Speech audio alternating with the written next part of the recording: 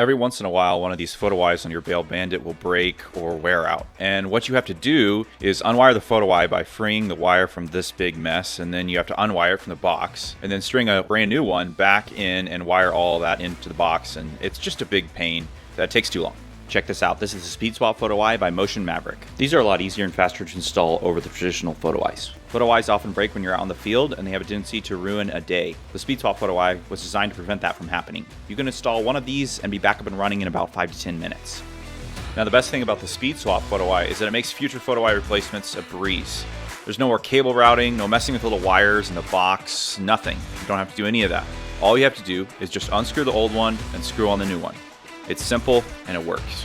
You can buy these right now at motionmav.com, along with SpeedSwap reed switches and other parts for your baleband-it. You can also order by calling 806-370-7449.